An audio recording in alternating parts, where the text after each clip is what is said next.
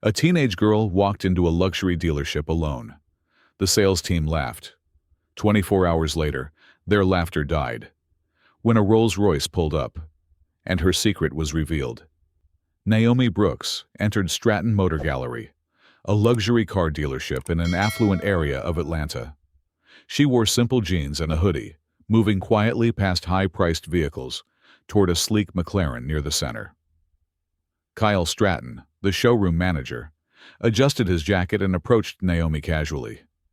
He was in his late 30s, neatly dressed, with an expensive watch visible on his wrist. "Can I help you?" Kyle asked, polite but distant. "I'd like some information about the McLaren," Naomi said calmly. "It's for my dad's birthday." Kyle paused, then smiled slightly. "The McLaren, huh?" "Yes," she said, meeting his gaze. Kyle raised his voice just enough for nearby staff to overhear. "Sorry, we're not doing test drives for school projects." Eli, a younger employee, glanced over, looking hesitant. He started to step forward, but Kyle gave him a brief, firm look. Eli stopped immediately, staying quiet. Naomi nodded slowly, taking a deep breath. "All right. Thanks anyway." She turned and headed toward the door.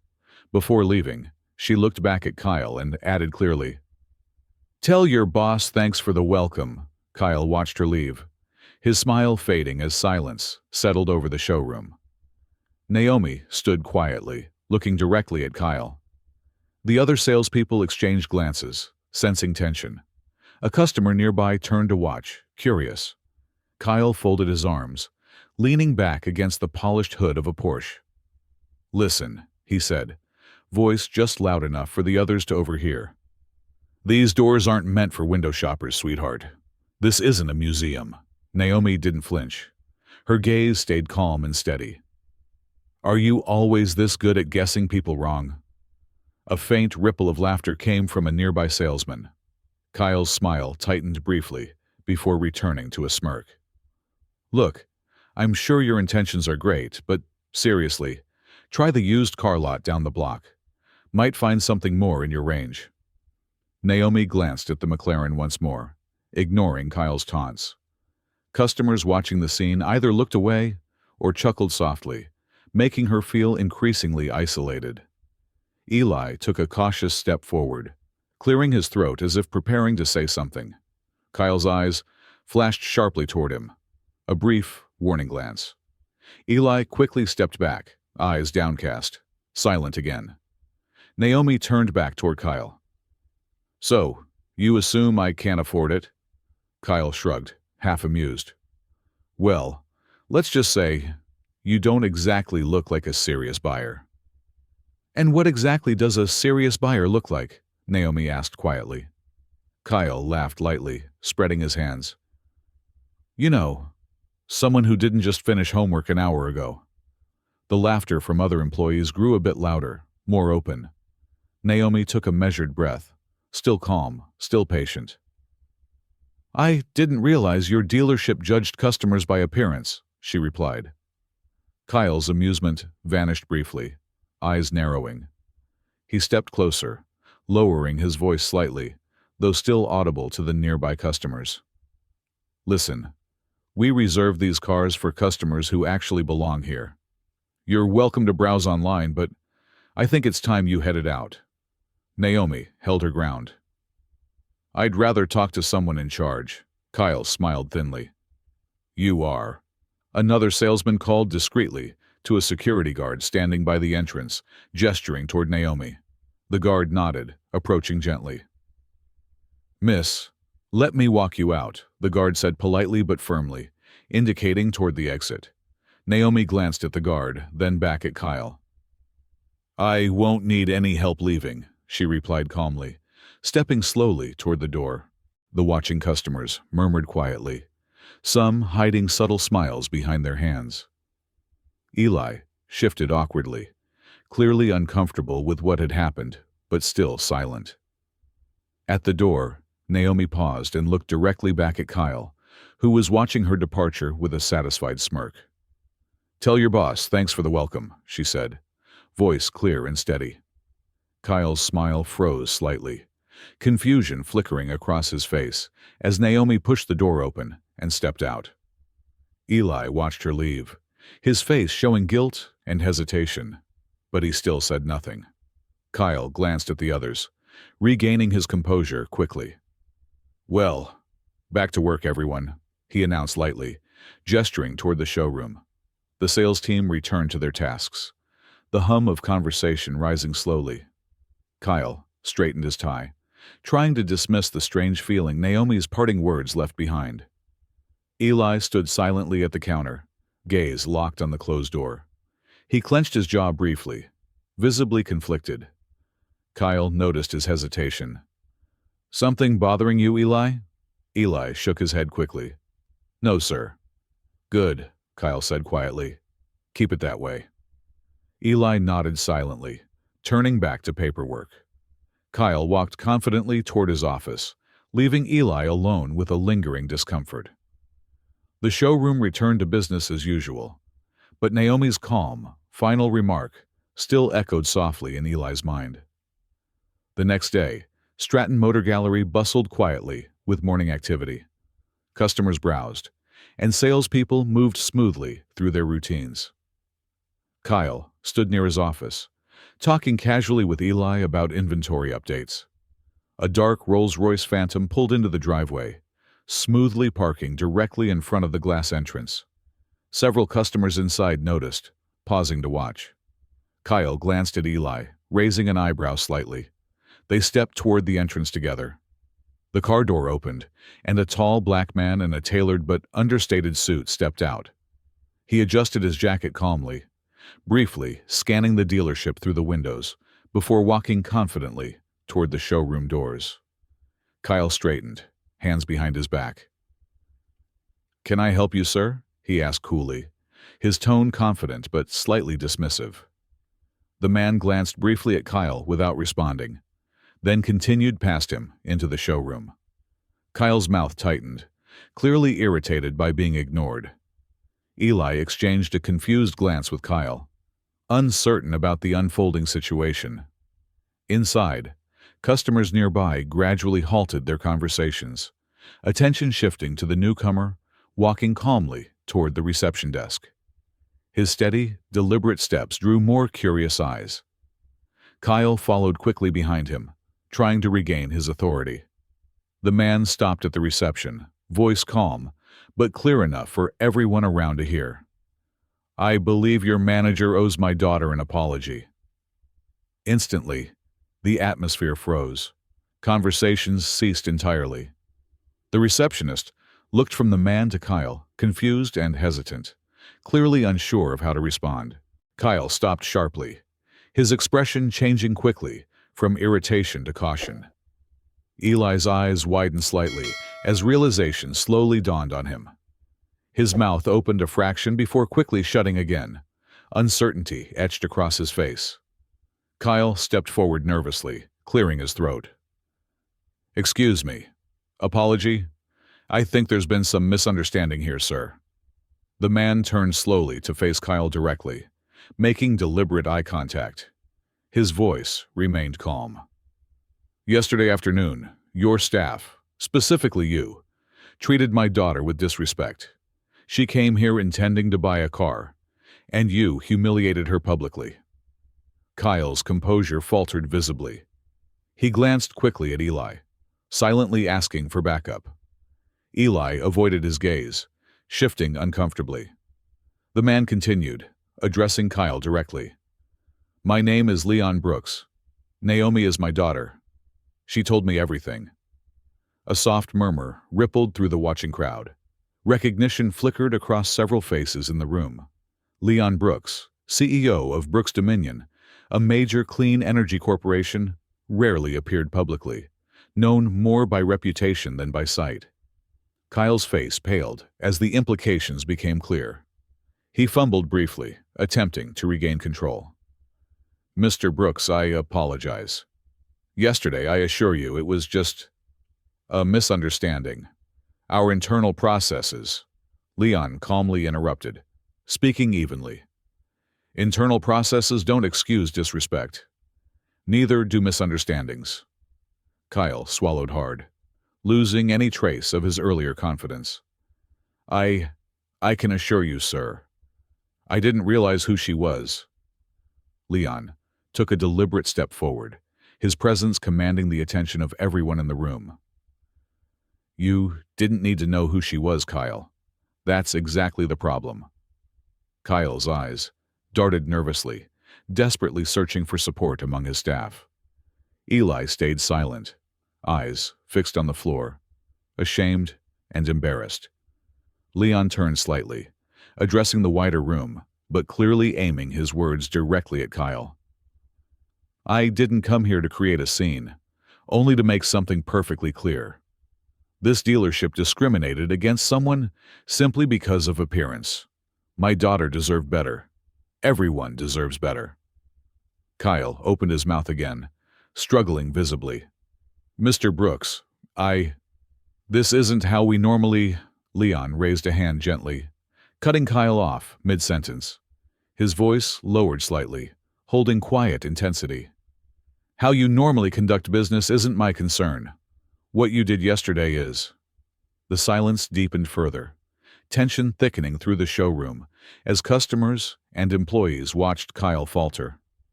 Kyle attempted to speak again, desperation evident. Please, Mr. Brooks, let me... Leon studied Kyle carefully, his expression controlled but firm. He spoke quietly, almost gently, delivering a sharp, deliberate conclusion. You judge the wrong girl, Kyle, but worse, you judge the right world. Kyle stood speechless, eyes wide, as Eli silently watched Leon, face solemn with understanding. The customers and employees remained perfectly still, collectively holding their breath as Leon's words lingered powerfully in the showroom's quiet tension. Leon stood quietly in the center of Stratton Motor Gallery, his gaze steady. After a long silence, he looked directly at Kyle. I'd like everyone who works here to join us, Leon said clearly. Now. Kyle hesitated, then nodded quickly toward Eli, signaling him to gather the staff. Within moments, employees assembled uncertainly around the showroom floor, eyes shifting nervously between Leon and Kyle. Leon stepped forward slightly, addressing the gathered employees calmly. My daughter Naomi came here yesterday afternoon. She walked into this dealership intending to buy a car for my birthday. She wanted it to be a surprise, something meaningful. But instead of being welcomed, she faced humiliation. He paused, the silence stretching out uncomfortably. Several employees exchanged concerned glances. Kyle shifted uneasily, sweat forming along his temples. Eli stared at the floor, visibly troubled. Naomi described the interaction clearly, Leon continued evenly. She explained that Kyle openly mocked her in front of customers and staff, implied she didn't belong here, and suggested she shop elsewhere. Does this sound familiar, Kyle? Kyle opened his mouth, but no words emerged. Finally, he stammered weakly. Sir, I didn't mean... Leon raised his hand calmly, interrupting him. Intent doesn't erase impact. Kyle's mouth snapped shut. Eli finally raised his head, meeting Leon's gaze briefly, gathering courage. Eli, Leon said gently, inviting him forward. You witnessed the incident. Eli hesitated briefly, glancing toward Kyle, who shook his head subtly in warning. Eli took a breath, ignoring Kyle's silent threat, stepping forward. Yes, sir, Eli confirmed, voice steady despite his discomfort. I saw what happened. Naomi was treated disrespectfully. She was calm and polite, and she didn't deserve any of it. Kyle stared sharply at Eli, stunned by his betrayal. Leon's gaze softened slightly toward Eli. Thank you, Eli. Leon reached into his jacket and carefully pulled out a folded piece of paper. I came here today prepared to buy that car Naomi wanted. This is a deposit check for $500,000. Kyle's eyes widened at the sight of the check. Customers whispered quietly. Employees looked stunned, the significance clear on their faces. Leon placed the check deliberately on the reception counter. I intended to support this dealership, but given how my daughter was treated, I won't be buying here. He turned directly to Kyle.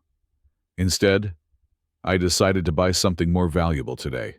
Your attention. Kyle swallowed hard, face pale, struggling for words. Employees exchanged shocked glances, the seriousness sinking in. Eli stood quietly beside Leon, respectful and attentive. Leon's voice grew quieter, still steady, making every word impactful. Actions have consequences, Kyle, and today, yours cost this dealership far more than $500,000. Kyle's voice trembled slightly, desperation creeping in. Mr. Brooks, please, let me apologize properly. You've had plenty of chances, Leon interrupted gently, and you chose not to. Kyle lowered his eyes, speechless and ashamed. Eli watched quietly, sensing a deeper lesson unfolding before everyone present. Leon turned to Eli, addressing him directly. Eli, when my daughter was mistreated, you saw it and knew it was wrong. You didn't act immediately, but today, you stood up. That shows integrity. Eli's expression shifted to surprise and gratitude. Leon continued firmly, clearly directing his words toward everyone listening. From today, Eli will have a position at Brooks Dominion.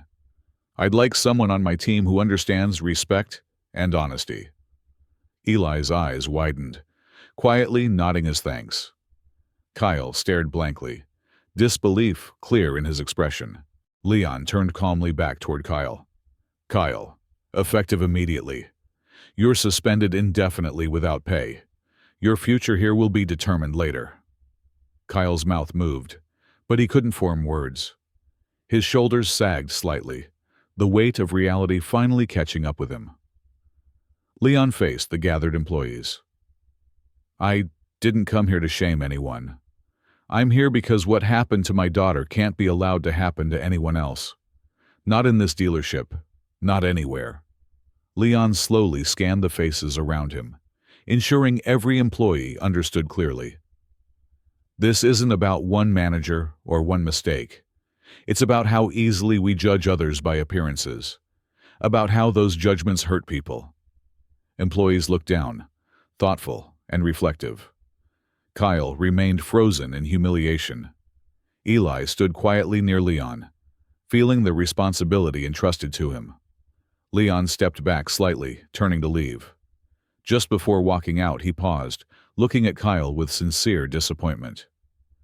You've sold a lot of cars, but today, maybe, you bought a new perspective. Leon exited quietly, leaving a profound silence in his wake.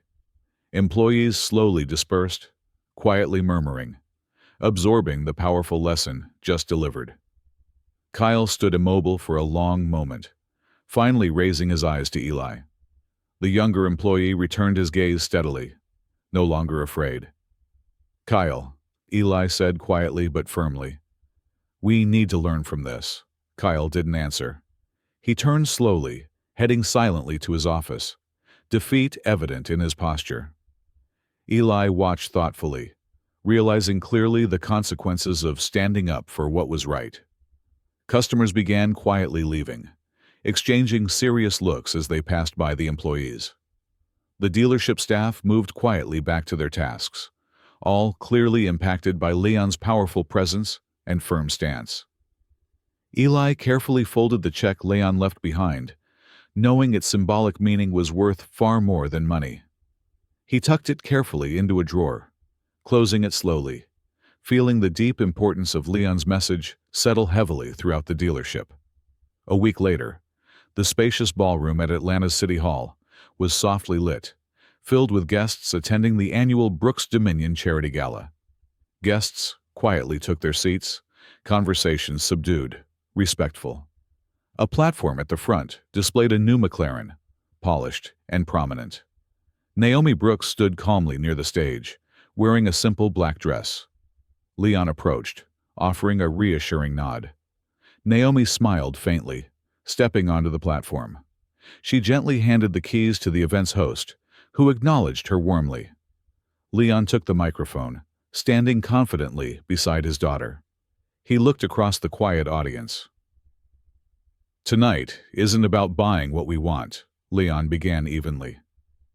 "It's about giving what others need." He paused, allowing his words to resonate clearly throughout the room. Guests nodded thoughtfully, attention fixed on his every word.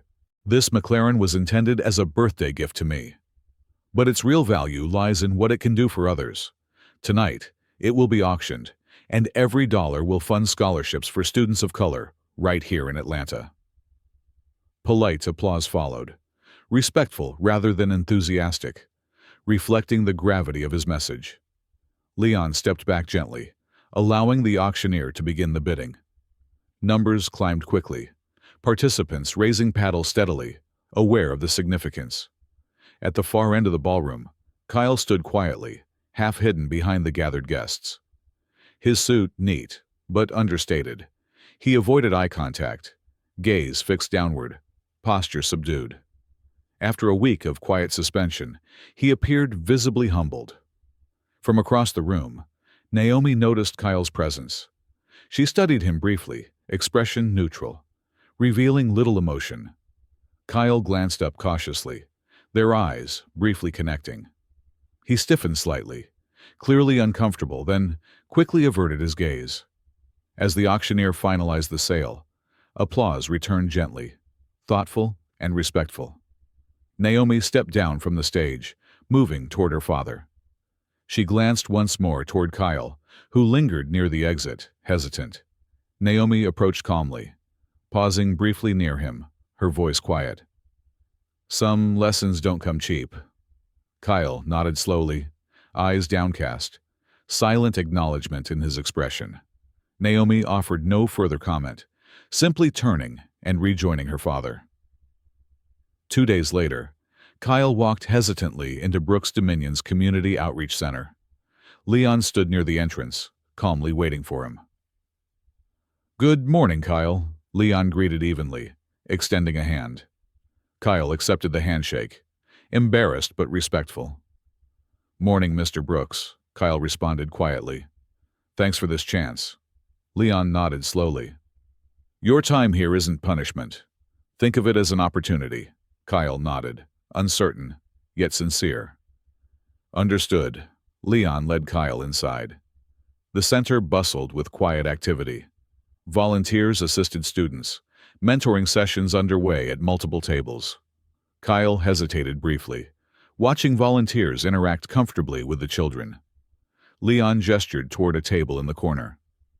"You'll start by helping Thomas. He's working on math. He's bright but needs encouragement." Kyle sat carefully, looking at the small boy in front of him. Thomas smiled openly, eyes warm, trusting. Kyle cleared his throat awkwardly. "Math homework?" Thomas nodded eagerly. "Fractions. I don't really get it." Kyle glanced around briefly, uncomfortable but determined. "Let's see what you've got." Over the next few days, Kyle gradually became more at ease. His initial stiffness softened, replaced with genuine involvement. He quietly helped Thomas through problems, gently correcting mistakes, voice patient and clear. Each afternoon, Kyle returned, increasingly engaged, quietly supportive of the children around him. One afternoon, Kyle sat quietly, watching Thomas complete his worksheet. Leon approached discreetly, standing nearby, observing. "You're doing well," Leon said quietly. Kyle glanced up cautiously. "They're good kids," he responded simply. "I didn't expect this to feel—" Leon waited calmly, not interrupting.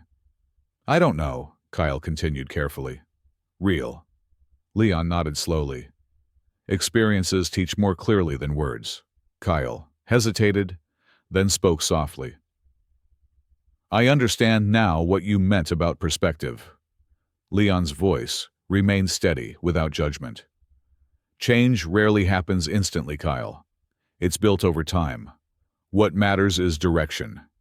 Kyle considered Leon's words thoughtfully. Nearby, Thomas laughed lightly, completing his assignment proudly. Kyle smiled faintly, genuinely pleased.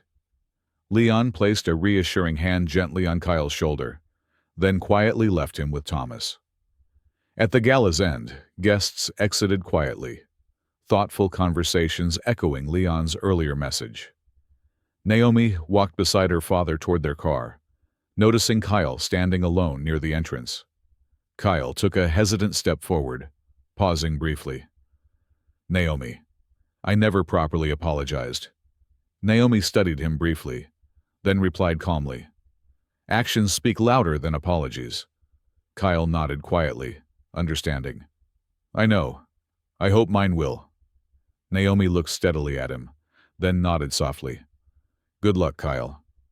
Kyle watched them walk away, silent gratitude evident. He remained briefly, reflecting quietly, before finally leaving alone. Back in the outreach center, Kyle sat quietly with Thomas again the following afternoon, patiently guiding him through new problems. His tone gentle, Kyle's sincerity clear, showing steady progress. Leon observed discreetly from across the room, quietly satisfied with Kyle's subtle but genuine transformation. Naomi entered briefly, watching unnoticed. Observing Kyle's patient interaction with Thomas, she glanced quietly at her father. Leon nodded slightly, confirming mutual understanding. Naomi smiled gently, leaving silently, reassured. Kyle continued working calmly with Thomas. No dramatic redemption, just subtle, real improvement. His actions quietly demonstrated growth, slowly repairing past mistakes through sincerity rather than dramatic gestures. In the quiet center, Kyle's genuine involvement with Thomas spoke clearly. A meaningful lesson quietly learned. The impact subtle, yet undeniable. Sometimes, the loudest voices are the ones we choose to ignore. Naomi never shouted or argued. She simply refused to step back. Her quiet strength challenged assumptions, shifting perspectives that once seemed fixed. Kyle learned firsthand what happens when we judge people by appearances. But Naomi's lesson wasn't only meant for him. It spoke clearly to everyone involved. Have you ever judged someone, or been judged yourself, based on how you look? Share this story if you believe respect shouldn't have to be earned. It should be automatic. Because the strongest changes often begin quietly, through actions that speak louder than words ever could.